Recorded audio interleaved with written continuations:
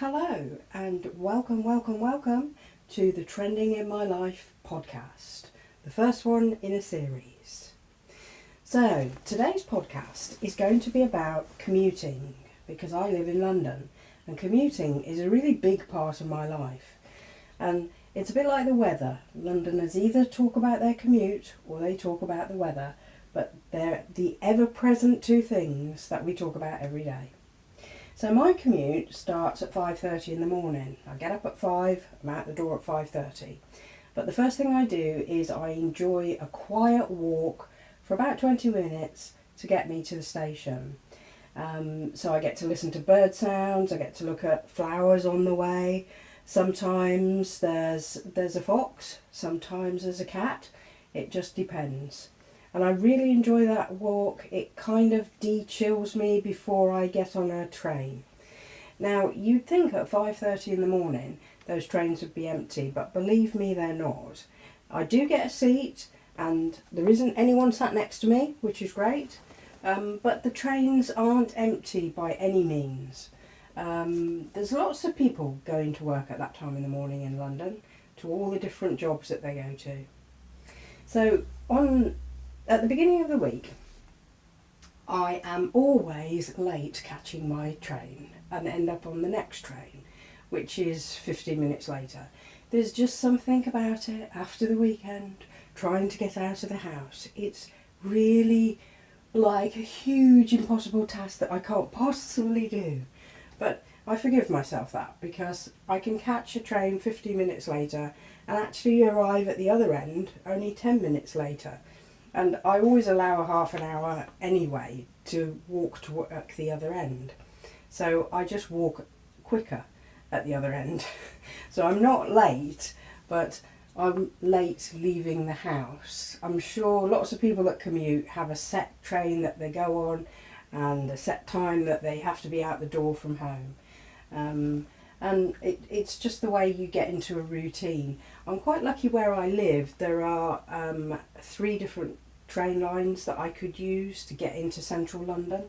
So if one of them isn't working, if trains are cancelled, I can walk across to another one.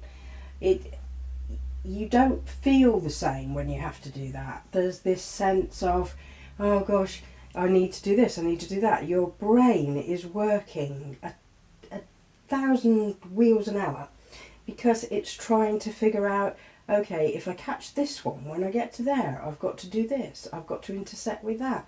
Can I get from A to B to C? Will I need to get a bus? My head is full of different routes and different alternatives to get from one place to another. And whenever something goes wrong, all that kicks in. And it's whirring away, trying to get me where I'm going.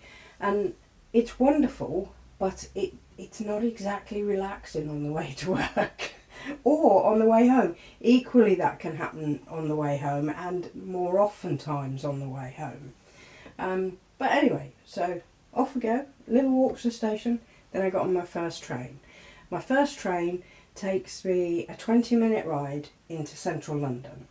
And from central London I switch to the tube and go on one tube line for a little way and then switch to another tube line because I work out in West London. And I have to go into London and then cross it to get to the other side and out the other side. I didn't intentionally work that far from where I live. It just happened because the office I work for moved and I had to move with them, basically, or change my job. But I've always had the early shift at work. I've always gone in and been at my desk for 8 a.m. So when the move happened, I could still do that. Yes, I had to get up earlier, but I was still able to travel early in the morning, which I much prefer. And then I get to leave early afternoon. I get to leave at 3:30. So yes, on my commute. This channel is all about trying to find positive things and ways to make you happier. And one of the things that I find when I'm commuting is there's always so much that goes wrong that you have to have a sort of mindset that you would try and find little things, little moments of happiness, little things to make you smile, to make the day not so bad. Which is why I also am very grateful that when I get to the other end, I have a 20-minute walk the other end as well. Sometimes it takes me half an hour. And that's nice because, again, I might see birds, I might see cats, or I don't usually see foxes the other end because it's a lot later on then, and there's more traffic. I have little cut-throughs that I have on the way from the station to my actual office, and that's nice because some of those you can be by a really busy road, but then you're not. You cut through some houses and it's completely quiet, and all you can hear is the birds, which is lovely, and it's like food for the soul. It's really good. Right. So moving on. I'm trying to find ways to make videos that encourage you to feel good about yourself. I've done one on grounding, which was helpful for de-stressing after work, walking on grass. I find I need to de-stress like that after work, whereas first thing in the morning, although it's supposed to be very positive for you to do that, I'm too busy getting to where I need to be to do my job. So I don't have time to do it then. And in the evening, I can relax my brain completely if I'm just strolling on some grass. That's really nice. I don't understand why we have a garden here and it has grass, and I don't understand quite why I don't do grounding here. I mean, in a way I do. There are lots of ants on one side of the garden and snails on the other. Never really got down and looked very closely at the grass, but I assume there's quite a few ants in there, and it would kind of worry me that if I was stood still that I might get bitten by some ants. And I don't know why when you're in a park you don't really think about that, but you're less likely to stand still, I think. You're more likely to be walking in a park. And also I know what my garden looks like, and when I'm out in a park walking, I'm interested in what's going on and what I can see, and you know, that's a very big tall tree over there, and oh look, that spaniel's just come in the park with its owner, and oh, those children are playing over there, that's nice, and there's lots of things going on that I'm looking at. So I think your brain gets distracted much more easily when you're in an environment like that, and not distracted in a bad way, like you're thinking, you've got to stop thinking, you've just got to clear your mind. It's not like that. It's just sort of passively wandering through your mind. Oh, look at that, that's nice, kind of thing. But it's not actually bothering you. It's just part of the scenery, and the one thing you're doing is completely unhooking your brain from any stresses and worries and anything like that. So that's a good way to wind down after a commute. Yeah, I enjoy that. I started doing it last year, and I recently read something new which I want to have a go at as well, called Nixon, and it's the Dutch practice of doing nothing. And I think that's quite interesting. I mean, it sounds easy. Okay, you just sit there and do nothing. But it's not like that at all. Try sitting there doing nothing. I mean, if you do, you can guarantee you'll be itching to get up and do something in a minute, or you'll look around the room and think, oh, I'll just go put that, you know, and it's not as easy as it sounds. I think I would always try and do it out of the house, somewhere else. But it's not got a lot of restrictions to it. It's not like mindfulness. It's not like breathing relaxation techniques. It's a thing where you allow your mind to go wherever it wants. So if you said, okay, I'm going to sit on this bench and I'm going to Nixon for a while, and I don't know whether I said, but the word means to do nothing, basically.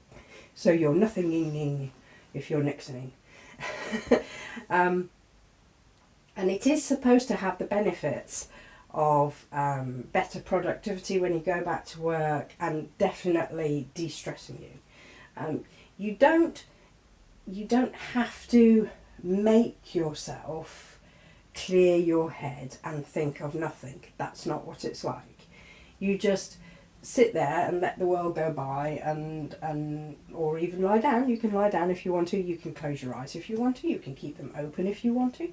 You could be sitting, you can be standing, you can do it for 5 minutes, or you can do it for half an hour. So it's very flexible, which I think is nice. I tried doing this on a train, which is how come it's included in this commuting podcast, where the train had stopped. It was at a signal and we didn't know how long we'd be there. So I thought, okay, I can't do anything about that. That's one thing about commuting. There's certain times when things are beyond your control, there is no point in stressing about it at all. It's beyond your control. Just relax, read your Kindle, whatever, listen to your music. And in this case, I thought, okay, let's have a go at this Nixon thing then. So I just sat there and I was just staring out the window at nothing particular. I mean, there was some rooftops. I could see some birds flying in the distance, but I didn't start thinking about anything, because when the train started moving again, which wasn't very long, maybe 5 minutes at the most, the thing I thought was, I didn't really think about anything there for 5 minutes. I was worried about what's going to happen for the rest of the day, or how late I'm going to be, or what's going to happen next. I wasn't thinking about anything, and I thought, hey, I just Nixoned, yay! It is spelled Niksen, just to be clear, not like the president. And so I want to have a go at actually doing it in a park, sitting on a bench, just gazing out what's in front of me, to see if I can do it for a little bit longer. I mean, like everybody, it's easy to say, oh yeah, I can go and do that, but then, it all depends on the circumstances. If it's very quiet and, joggers can come past and things like that, it won't bother me. But if somebody comes and sits down on the bench right next to me and is intent on having a conversation with me, then Nixon is out the window, and we'll just have to try again. But yeah, it's interesting, and I'm looking forward to giving it a go, something different that I've not tried before, and see how it goes. I say a lot. I didn't realise until I did my very first podcast. Oh well, it's something I'll have to improve on.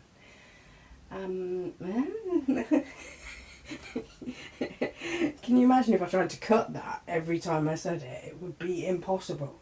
And I am a new tuber, so I am still getting to grips with everything to do with editing and filming, and that's a whole other podcast.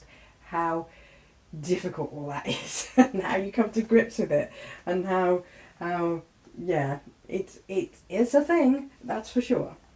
I'm very fortunate that I've got people that are helping me, which is wonderful, both in support and physically helping me understand the editing process and helping me with it, which is wonderful.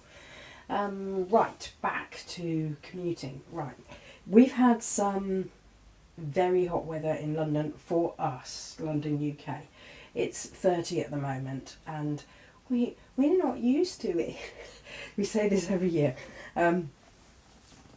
Sometimes it goes up to 32, 34, but not very often, and we tend to have 1 or 2 days of that at a time over the summer.